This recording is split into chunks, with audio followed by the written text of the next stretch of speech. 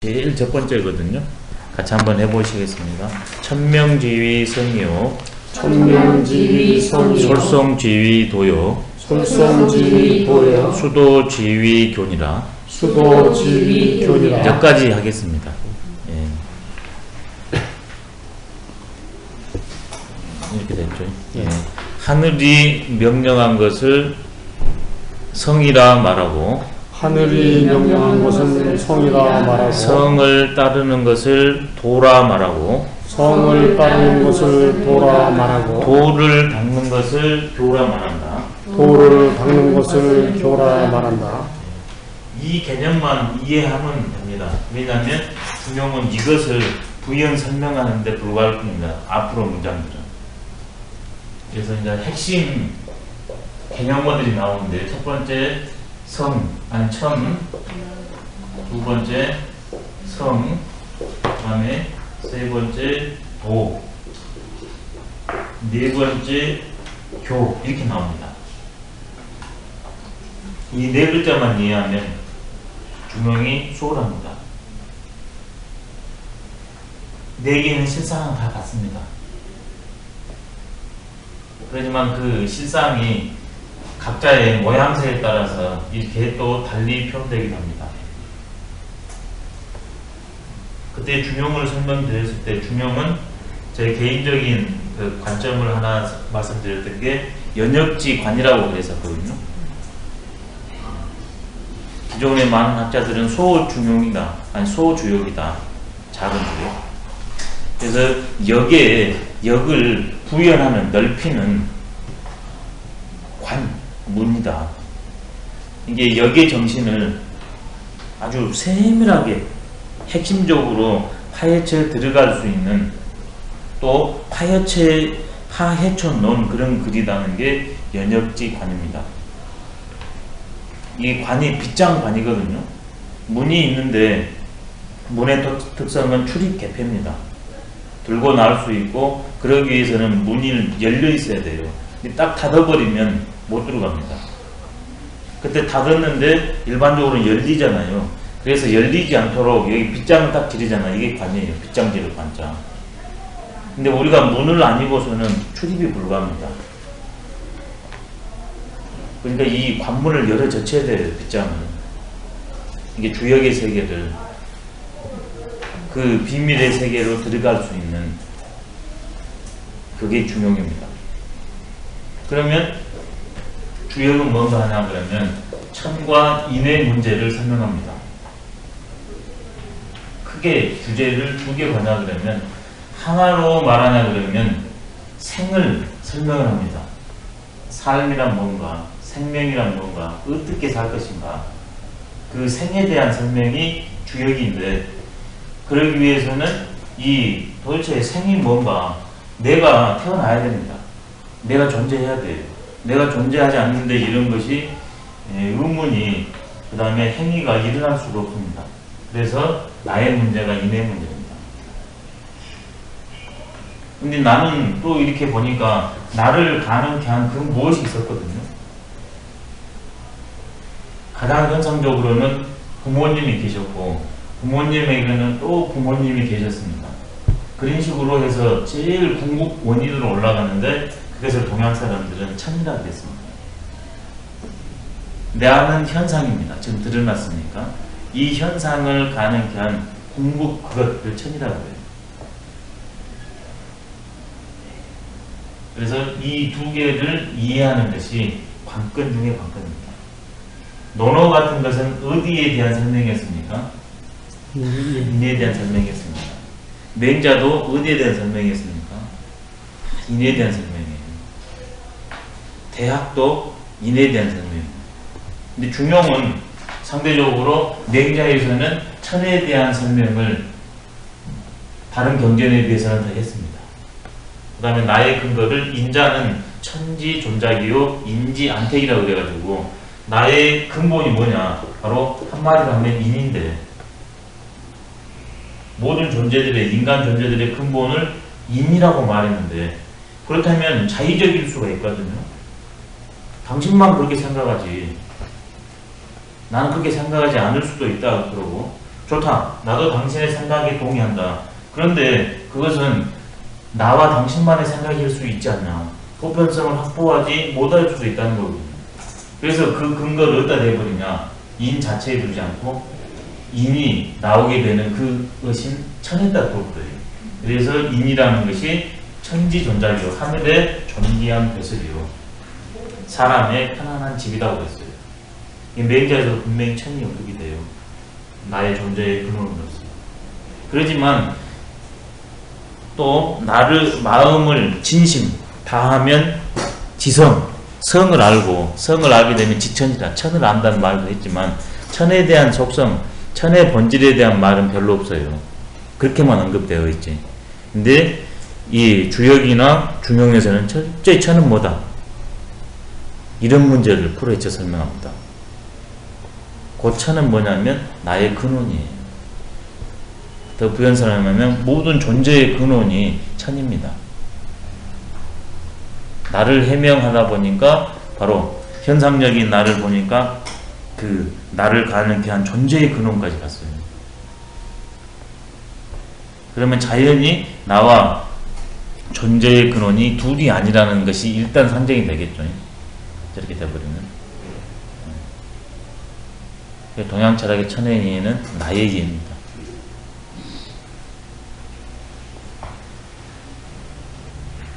근데 중용 33장에서 이것을 천과 인의 관계로 해서 계속 변주를 타면서 33장까지 갔는데 1장부터. 근데 그 핵심 키워드가 지금 이 네 글자입니다.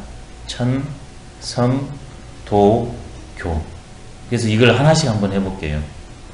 물론 우리가 같이 몇 년 동안 했기 때문에 이해가 좀 쉬우실 겁니다. 근데 제가 6개씩 이렇게 구별을 해가지고 천과 명과 성의 문제를 오늘 한번 해볼게요. 먼저 천부터 한번 해보겠습니다.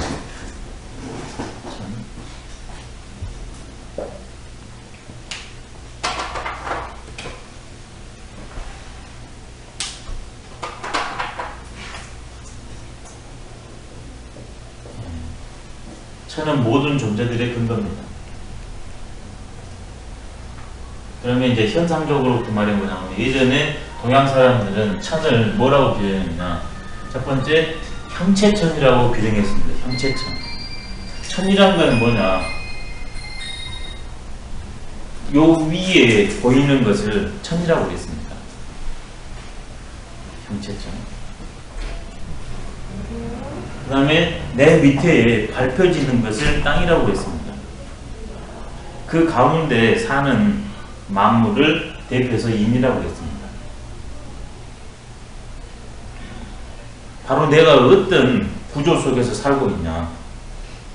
상천, 하지, 중만물 속에서 인간인 나 살고 있다. 그러니까 이 형체천을 보냐 그러면 말 그대로 여기에서 위에 있고 색깔이 있고 그 다음에 이 공간감이 있고 변화상이 있죠. 나도 이렇게 이게 이거의 형이지 않습니까? 이걸 가능케 한 것이 천이니까 당연히 이것이 하늘에 먼저 있어야 됩니다.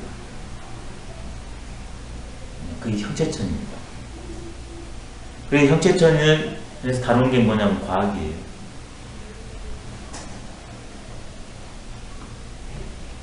만유인력법칙도 나오고 막 그러잖아요. 과학에서 다릅니다. 기본적으로. 보이는 하늘이라고 예, 보이는 하늘. 예. 그렇게 예, 그렇게 돼요. 천 개념에는 형체천 개념이니까 육안으로 감각기관으로 확인되는. 두 번째는 주제천의 성격이 있습니다. 하늘에 있어서 이 하늘의 영향을 받아가지고 땅뿐만 아니라 만물이 살아갑니다. 근데 주재한다는 것은 가장 큰 특징은 뭐냐면 모든 존재를 낳고 모든 존재들의 생사와 길흉화복을 갖고 갖고 있다는 게 주제천의 특징이에요. 주제의 특징입니다. 이게 요즘 말하면 기독교에서 말하는 하나님이에요. 동양에서는 이 주제천을 조물주라고 했습니다. 조물주. 만물을 지을 조, 만들 조죠. 만물을 만들어내는 주인.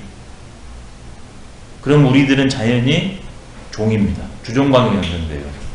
엄격한 상하관계가 형성되는 게 주제천입니다. 이게 내 자의적으로 생하고 사하는 게 아니라 하늘이 주제천이 나를 생하게도 하고 나를 사하게도 합니다.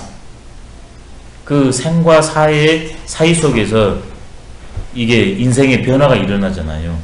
그게 바로 길과 흉입니다. 길과 흉.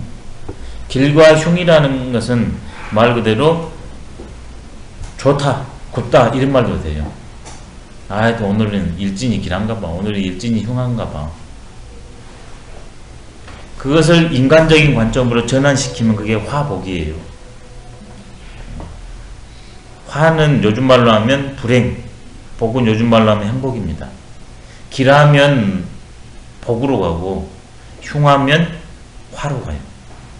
근데 그것을 나의 주체적인 암과 의지작용으로 그것을 읽어내는 게 아니라 하나님이, 예수님이, 부처님이 다 그렇게 해버려서 절대적. 이게 주제천입니다. 근데 이게 그럴 수밖에 없는 게 내가 자연의 현상을 이해하고 거기에 대응해서 주체적으로 변화시킬 수 있는 힘이 있다면 이런 주제적인 요소가 약해집니다. 근데 우리가 자연의 변화가 크지 않았을 때는 내 마음대로 어떻게 할 수 있지만 홍수가 내려버린다. 가뭄이 와버린다. 꼼짝을 못합니다. 근데 지금은 우리 인간이 인공위성을 쏘아 올려가지고 미리 예측을 가합니다. 그런데도 오냐 그러면 속수무책인데 예전에는 삶의 조건이 어딥니까? 완전히 자연입니다. 지금은 자연과 인위가 같이 가면서 인위가 자연을 계속 극복해 나가는 시절인데도 자연재해가 한번 와버리면 인간이 해놓은 건 무용지물이 돼버린데 예전에는 모든 것을 자연에 의지해야 됩니다. 그러니까 여기에서 비 한 번 내리고 비 한 번 안 오고 폭설 한 번 오고 하는 것이 이건 예측 불가한 세계니까 지금같이 이거 보냐 그러면 언제 오겠구나 이걸 아는 세상에서는 그런 일이 없지만 그게 없을 때는 우리 인간처럼 감정을 가지고서 의지를 가지고서 지적 판단을 내려서 이렇게 한다고 보는 거거든요. 그게 주제예요. 내 마음대로 하는 게 주제거든요. 왜? 도저히 자연을 이해도 안 될 분들은 통제도 불가능하니까. 왜 그러냐면 자연의 이 현상 변화라는 게 수시각각으로 변해나가고 그걸 통해서 생존이 불가하니까 뭔가 이렇게 하는 그것이 있을 것이다. 이게 주제점입니다.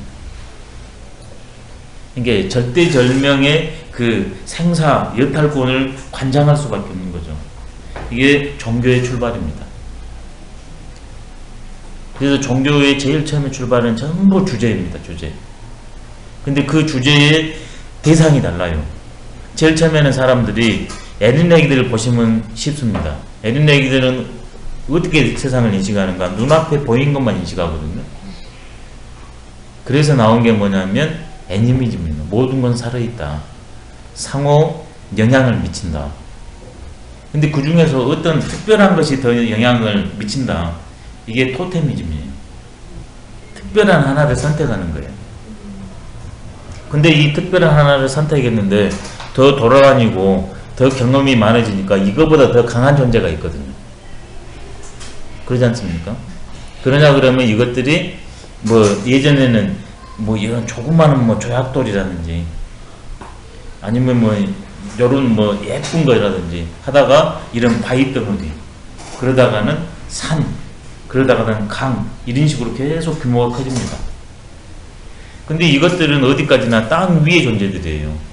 내가 이렇게 산했다 하니까 큰 도움을 받았는데 산도 하늘에서 한번 불을 내려버리면 내가 그렇게 철석처럼 믿었는데 이게 초토화되어 버립니다. 아하, 이것들이 한계가 있구나. 그래 결국 사람들이 이것을 변화를 가능케 하는 게 저 위에라는 걸 알아요. 봄의 따뜻한 기운, 여름의 뜨거운 기운, 가을의 서늘한 기운, 겨울에 찬 기온이 오면 여기에서 봄, 여름, 가을, 겨울이 돼서 딸기도 열리고, 그 다음에 사과도 열린다는 사실을 알게 됩니다. 지상의 거에 대해서 사람들이 눈을 들이다가 요 위에가 제일로 힘이 막강하구나. 그래서 나중에는 이렇게 그게 다신론입니다. 다신론. 모든 것은 신성을 가지고 있다. 거기에서 어떤 특정한 걸로 오다가 나중에는 이 하늘에다 가버려요. 그래서 이게 다신론에서 일신론으로 바뀌어요. 고등 종교는 일신론이거든요. 기본 종교의 시작은 다신론이고, 다신론의 특징은 뭐냐면 유형물이에요. 유형물. 다신론의 특징은 유형물이 아니에요. 왜? 유형은 한계가 있다는 걸 알기 때문에. 다신의 특징은 무형이에요. 그 무형 존재가 유형을 가능케 합니다. 가능케 했기 때문에 모든 것을 좌지우지해요. 일신의 특징이 무형이죠. 무형이에요. 예. 그 전통이 지금도 기독교에서 가장 강하게 살아남아 있어요. 주제천적인 성격이. 그러니까 하느님한테 빌 수밖에 없는 겁니다. 근데 시간이 이렇게 지나다 보니까 인간이 규칙을 파악하게 됩니다. 그게 이치전입니다. 이치천. 예, 이치전. 세 번째가 이치천이요. 예, 세 번째가 이치전입니다. 무질서한 것 같았는데 내가 어찌할 수 없는 외부적인 힘이 강력히 도사리고 종잡을 수 없을 것 같은데 한 해, 두 해, 세 해, 네 해, 10년, 20년 아기가 태어나가지고 1년, 2년, 3년, 4년, 5년, 6년, 10년 되냐 그러면 세상을 규칙을 이해하기 시작합니다. 그 이치전입니다. 여름에는 비가 많이 오고 겨울에는 춥구나. 근데 이것이 불규칙했다면 주제천이 계속 힘을 씁니다. 근데 규칙적이에요. 이게 예측이 가해요. 그 안에서 여름에 비가 많이 오거나 비가 안 오거나 하지 그 여름 자체 내에 있어서의 그 주기는 거의 같이 가요. 그래서 이제 사람들이 제일 처음에는 하루를 파악 못하다가 한 달을, 1년을, 10년을, 100년을 주기를 파악하게 됩니다. 이게 주제천 요소가 현저하게 떨어져 버립니다. 그래서 이치천 측면은 자연과학적 요소가 많아요. 주제천은 신학적 요소가 많고.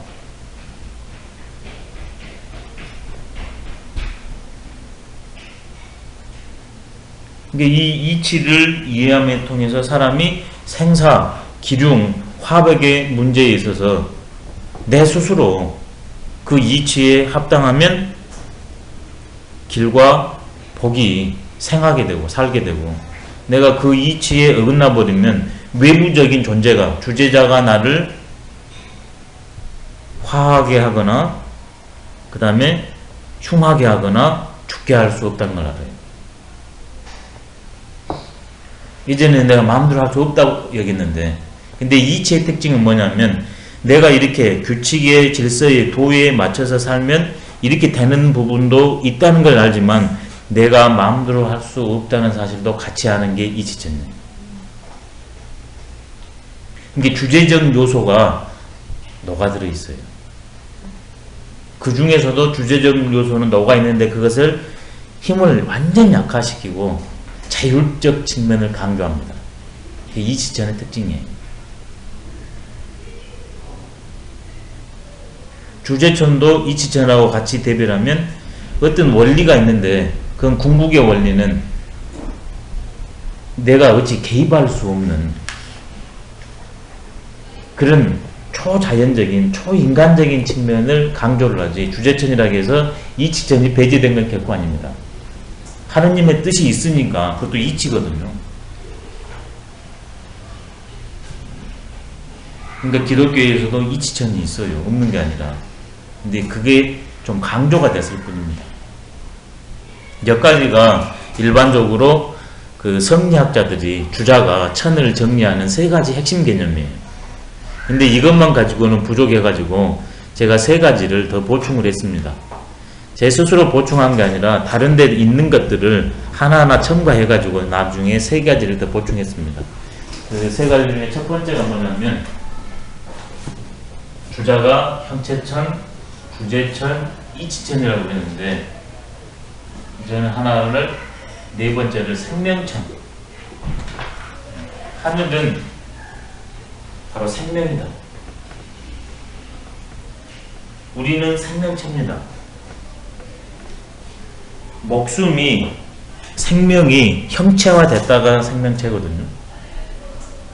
그 다음에 생명이라는 것은 말 그대로 무형이지만 에너지 그 자체로 언제든지 생명체로 가하게 되는 그것이 생명입니다. 천은 생명이에요.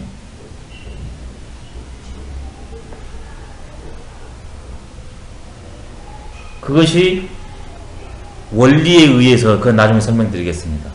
동양에서는 어떤 식으로 생명이 생명체화하게 되는가 그 설명드릴게요. 그렇기 때문에 동양의 모든 것은 이것들을 다 살아있습니다. 현대 과학에서는 생물과 무생물을 나누지 않습니까? 그래서 이런 것들은 살아있고 이런 것들은 다 죽어있다고 그러거든요. 근데 천 개념을 봤을 때 이것도 살아있어요. 다. 모든 건 다 살아있습니다. 예를 들어서 현미경으로 이걸 봐보세요. 육안으로 봤으면 우리는 이것은 살아있다고 분명히 말하고 이건 죽어있다고 인간적 관점에서 말하지만 현미경으로 봤을 때 이 안에 미생물들이 온통 살아있습니다. 이게 살아있어요 지금. 육안으로 보니까 그러죠. 육안으로 본 게 형체천이에요. 심안으로 보는 게 살아있어요. 그게 생명입니다. 지금 자연과학에서 예전에는 그것이 형체, 그것이 세계를 관찰하다가 그게 바로 만원경입니다. 만원경. 예, 만원경. 예전에는 자연에 철저히 순응할 수밖에 없었기 때문에 사람이 육안과 심안을 동시에 활용했어요. 근데 사람이 채취와 수렵을 거쳐가지고 인간이 나름의 자연에 의해서 규칙을 파악하고 스스로 생존력을 확보한 게 정착사회지 않습니까? 농경사회, 그 다음에 가축을 집에서 기르는 것. 그럼으로 인해 가지고 사람들이 심한이 죽어나가요. 육안은 계속 넓힙니다. 그 육안의 가장 극대화가 만원경입니다. 그래가지고 이 지구 너머에 있는 세계까지 이렇게 확인하게 되거든요. 근데 계속 바뀌어요. 형체로 파악한 겁니다. 근데 상대적으로 이 밖을 크게 볼 수 있는 것을 거꾸로 돌려보는 게 현미경이거든요. 심한이 열리는 겁니다. 밖으로 가면 갈수록 육안이고 안으로 오면 올수록 심한이에요. 현미경 발견이 과학을 통해서지만 심한으로 넘어오는 바로 기회를 제공합니다. 물론 만원경도 우주의 비밀을 읽어내니까 심한이라고 할 수 있는데 현미경에 비하면 그것은 육안입니다. 그래 이런 것들이 죽어있다고 생각했는데 현미경이 발견되니까 다 살아있어요. 근데 동양 사람은 예전부터 천은 생이다 딱 그래버리거든요. 그 증거가 뭐냐면 주역에 보면 천지 대덕할 생이라고 그런 말이 있습니다.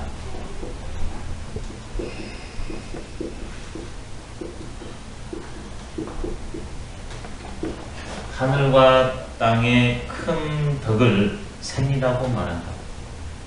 이 덕이라는 것은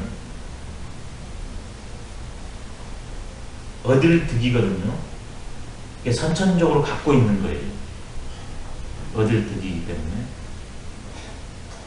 그 다음에 또 후천적으로 했다. 이는 터득덕입니다. 하늘과 땅의 선천적인 능력, 그것을 생이라고 말합니다. 하늘과 땅에 살아있어요. 그럼 선천적인 능력이 있으면 그것을 실천할 수도 있겠잖아요. 하늘과 땅의 가장 큰 능력을 나누는 것이라고 말합니다. 생명은 생명체를 나눕니다. 지는 한마디로 하나로 말하면 천에 포함됩니다. 천이꼴생이에요. 이게 생명체입니다. 그래서 어떻게 생명을 낳는가는 나중에 제가 설명드릴게요. 지금 자연과학이 발달하면서 이제 이렇게 생개념으로 넘어오고 있습니다. 생개념의 특징은 뭐냐면 형체의 특징은, 형체체의 특징은 둘이다, 떨어져 있다, 이게 특징이에요. 둘이다는 거. 근데 이 생명체의 특징은 하나다는 겁니다. 상호 관계를 맺고 있다. 불가분해. 형체체는 1대1의 관계예요. 관계를 맺긴 하는데, 근데 생명체는 1대1도 되고 1대 다도 돼요. 내가 존재하기 위해서는 우주가 필요합니다. 모든 존재가 있어야만이 내가 존재해요. 예전에 형체체는 뭐냐면 저거하고 나하고 상관이 없어요. 저거 없어도 나는 존재해요. 근데 생명체에서는 이것이 없으면 제가 존재를 못해요. 크고 작은 것이 둘이 아닙니다. 똑같아요.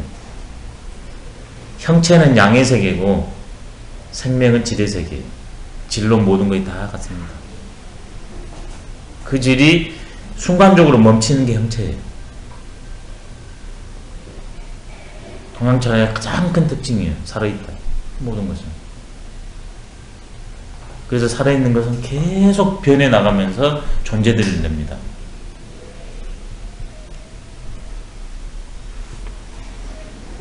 그래서 동양에서는 고정불변한 것이 없다 저거든요. 왜? 모든 것이 생이니까.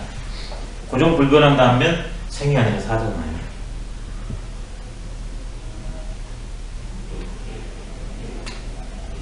그 다음에는 자연천입니다. 천의 또 다른 특성은 바로 저절로 그러한다. 이 생명이 생명체를 낳거나 예전에는 내가 인식하지 못했던 그 다음에 나의 힘이 작용할 수 없는 주제적 요소나 그 다음에 이런 규칙이 있는 질서가 있는 원리가 있는 도나 이런 형체가 이렇게 되어 있는 데는 어떤 외재적인 대상이 그런 게 아니라 이것 자체가 절로 그렇게 한다는 겁니다. 주제천과 가장 이제 이게 두 개가 이제 맞닥뜨리게 되는 거죠. 주제천은 좌지우지하는 것이고 자연천이라는 것은 저절로 그러는 거예요. 좌지우지하지 않고 절로 그러는 겁니다. 자연천. 저절로 그렇다는 건 이치천하고는 어떤? 이치천하고 비슷하죠. 자연천하고. 근데 이치천이라고 했을 때는 원리 측면을 강조를 해요. 근데 그 원리가 주제자가 있어서 하느님이 있어서 그런 이치가 있다 이래도 되잖아요. 근데 자연천을 굳이인 것은 주제자가 없이 이치가 절로 그러한다는 거예요. 굉장한 차이죠.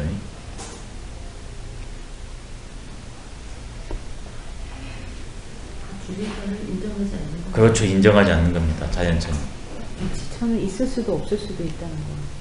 아니 있다는 거를 있는데 그것이 과연 그 이치가 도가 세상의 원리가 주제천이 이치천일 수도 있거든요. 근데 그것이 아니라는 거예요. 주제천을 피우지 않고서 이치가 절로 그러한다는 거예요. 그럼 이치를 주제로 본 거네요. 그렇게 봐도 될까요? 아닙니다. 그러니까 하늘에 이렇게 지금 전부 복합되어 있어요. 이게 하나를 놓고서 이 측면으로 말할 수도 있고 이 측면으로도 말할 수 있다는 거예요. 그러니까 제가 그 측면들을 지금 하나씩 꺼내서 설명하는 겁니다. 이게 서로 간에 이 자연천이라 그러면 나머지 5개가 이 안에 들어있어요. 근데 강조를 이 하나를 딱 끄집어내는 겁니다, 지금. 그러니까 이치천에는 주제천적인 요소가 들어있다. 있는데 그걸 탈각시키는 거예요. 그걸 탈락시키는 그렇죠. 게 자연천이다. 그렇지. 이치천에는 주제천이 있다. 그렇죠. 있어요. 근데 그런 것들을 이치천을 강조하면서 주제천을 또 탈각시키는 거예요. 주제천 하는데도 자연천과 이치천이 있어요. 하느님도 자연스럽게 자기의 섭리를 관철시키잖아요. 이게 섭리, 이치, 자연스럽게 자연천이 다 있어. 근데 그 섭리와 자연을 누구 하냐?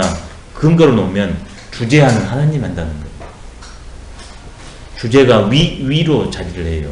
근데 여기에서는 주제를 오히려 밑에 놓고 자연과 위치를 위에다 놓는 거예요. 예. 주사위처럼 어느 면이 보여. 그렇죠. 어느 면이 강조되냐는 거예요, 지금. 예. 예, 다 있는데 이면도 있고 이면도 있고 이면도 있다. 그러니까 단일하게 포착이 안 돼요. 왜? 무형이니까. 이렇게 유형이냐 그러면 단일하게 포착되기가 쉬워요. 근데 무형이냐 그러면 보는 사람들마다 각도가 다릅니다. 지금 천은 무형의 세계거든요.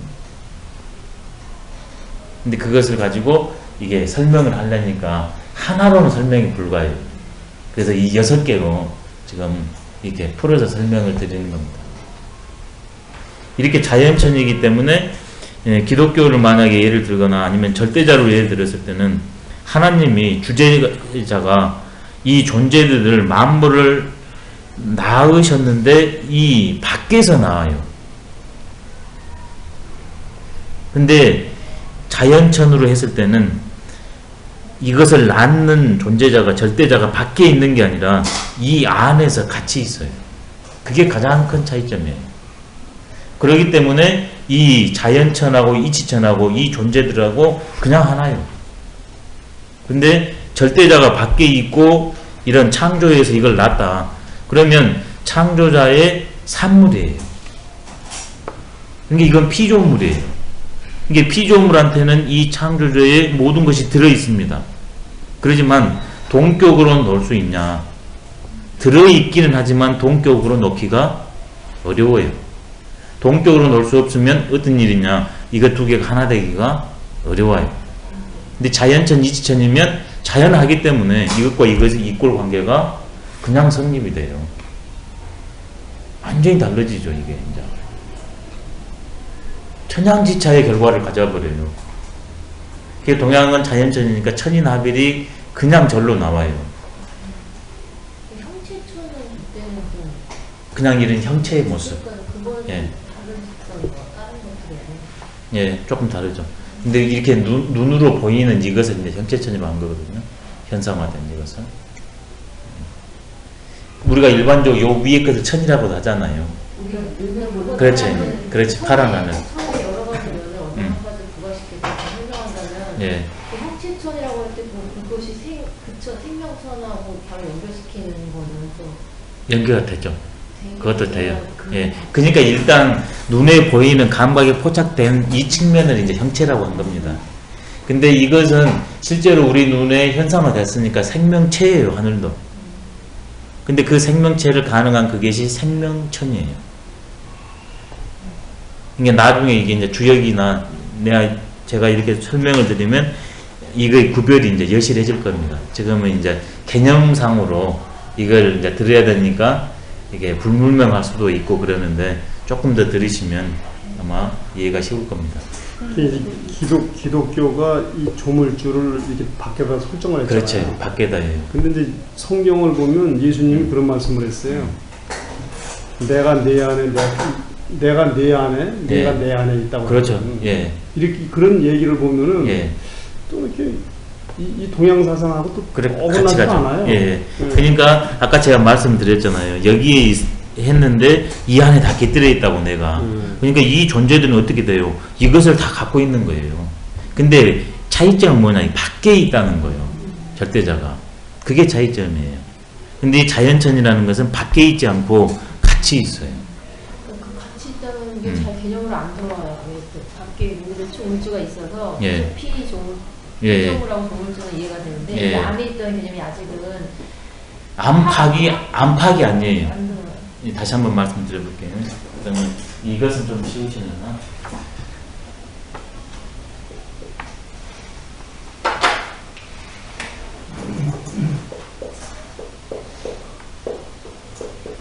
그러니까 기가 형화된 거니까 우리는 지대 무예왈대라 이런 말이 있거든요.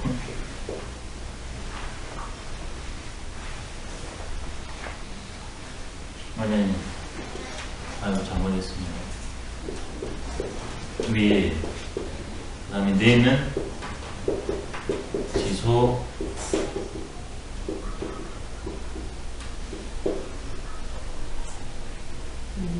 지소 운해 지대 무예왈 소라.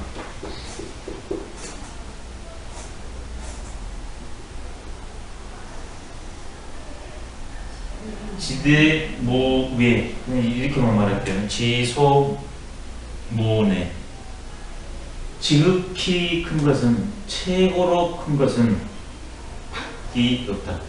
지소문에 가장 작은 것은 안이 없다. 이해됩니까?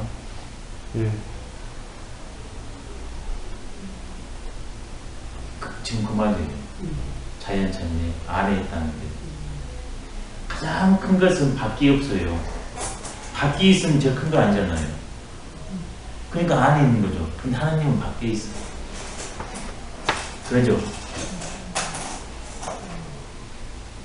하느님이 있으라니까 있었잖아요. 근데 우리 인간이 이렇게 되고 이것들은 우리보다 적지만 우리 인간은 이 우주 안에 있잖아요. 우주가 더 크잖아요. 근데 자연천이라는 것은 바로 우주 그것이에요. 그 안에 있는 거예요. 근데 하나님은 우주 밖에서 우주를 만들었어요. 그게 차이점이라는 거예요. 이렇게 하느님이 만들고 이 안에 깃들어 있는 건 맞아요. 그 다음에 이 존재들한테는 전부 하나님이 갖고 있어요. 하나님은 이 안에 있고 아까 말씀한 것처럼 그러지만 이 밖에 있어요. 그게 결정적인 차이예요. 그러니까 주제적인 그렇죠. 이치하고 자연하고 예. 그 다음에 그렇기 때문에 하나님은 이것들을 주재하는 거예요. 근데 이것은 이것 자체가 서로 간에 만나면서 관계를 맺으면서 생장 수장을 벌여나가기 때문에 밖에 주재하는 게 아니라 절로 그렇게 되는 거예요. 스스로가 그렇게. 이것은 하나님이 만들어서 그렇게 해라 하니까 이것이 생명력이 작동력이 부여되는 거고 자연천이라는 건 원래 자체 이것이 그렇게 하는 거예요. 큰 차이죠. 외부 동력이 필요 없어요. 자연천은. 근데 주제천으로 보면 외부 동력이 필요해요. 그래서 하나님 어쨌습니까? 흙으로 인간을 존재를 만들어 놓고 숨을 쑥 들어이니까 그때부터 활동하고. 근데 자연천은 뭐냐? 태어나면 그냥 숨을 쉬는 거예요. 노자 같은 데서 보면 예. 함이 물이 예. 물이 자연하고 같아요. 되는 거기서 딴 거예요, 제가 자연천은. 그죠? 제가 거기서 자연천을 딴 거예요. 개념 같은 예. 큰 차이가 있죠. 다시 한번 말씀드릴게요. 흙으로 사람을 빚은 다음에 숨을 불어이니까 그때부터 숨쉬고 사는 것과 태어난 그 순간부터 자발적으로 숨쉬는 차이예요. 물론 그 상징이죠. 성령, 영성을 집어인 거지. 그렇지만 뭔 차이가 있냐? 태어날 때부터 나는 하느님 영성을, 안족 영성을 타고났어. 근데 여기서는 하느님 영성을 부여해야 돼. 그게 바로 자연천과 주제천의 결정적 차이예요. 이게 어떻게 돼요? 여기서는 자연천이면 내 안에 삶의 원리가 절로 구현되어 있기 때문에 외재적인 구원자를 요청할 필요가 없어요. 하느님 필요 없어요. 조그만 차이인데 엄청 차이로 가버리죠. 근당에서 주제천이 없냐? 천만에 와서 주제천이 있어요. 근데 강조점이 다른 거예요. 강조점. 그게 왜 다르겠어요? 왜? 사람도 옷은 똑같이 입고 오는데 옷이 다 다르거든요. 그거랑 같은 거예요. 근데 이거 하나만 기다 해버리면 그게 틀린 거예요. 근데 주제천을 강조되면 이것 하나를 강조하게 돼요. 이거 하나. 그럼 틀려요. 네. 이런 측면이 다 있는데 그 중에 하나만 꽂아버리니까 기독교도 이게 싹 들어 있습니다.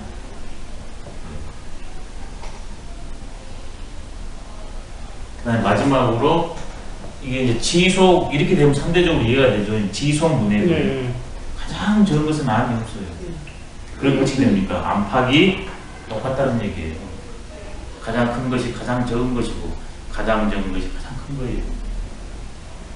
그래서 내가 그 우주라는 게 이제 성립이 딱 되지 않습니까? 저기 되니까.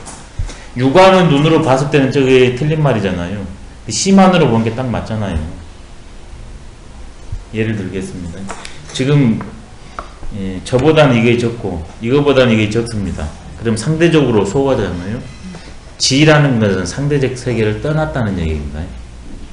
지소했을 때, 지대했을 때 지라는 것은 상대적 세계를 떠난 세계. 이런 건 다 상대적 세계예요. 근데 이놈 것이 안에 이렇게 형이 있고 옛날에는 이것을 분자가 있다고 그랬었잖아요. 근데 그걸 조금 사람들이 이제 더 발달하니까 쪼개볼 수 있으니까 아톰이라고 해가지고 아톰 더 이상 나눠지지 않는다가 아톰이래요. 근데 그거를 했는데 원자가 나왔지 않습니까? 이게 더 이상 이제 없을 것이다 했는데 또 원자가 또 나눠져 가지고 중성자네 이런 것도 나오고 핵도 나오고 그러다가 이제 더 이상 없을 거다 했는데 또 나눠져 가지고 쿼크네 이제 더해서 이제 밀입자까지 나왔잖아요. 입자가 아주 작다. 그럼 이것이 또 이런 분쇄기가 있다. 그럼 어떻게 되겠습니까? 또 나눠지고 또 나눠지고 또 나눠져요. 결국은 어떻게 됩니까? 아무것도 없어요. 텅 비어 있어요. 그걸 실제로 형으로 가르쳐 드릴까? 너무 비밀인데 양파.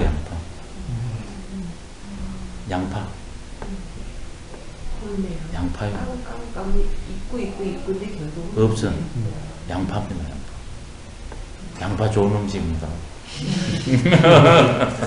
그 천일 개념에도 쉽게 얘기하면 좀 형이상학과 형이 하나 그렇죠. 같이 가야죠. 예, 같이 가야 돼. 예.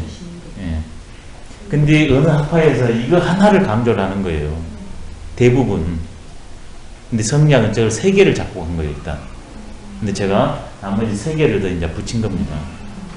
근데 동양책은 기본적으로 두 개, 세 개를 딱 잡고 가요. 하나만 취택하지를 않아요. 예, 좀 쉬었다가 마지막으로 양심천을 하도록 하겠습니다.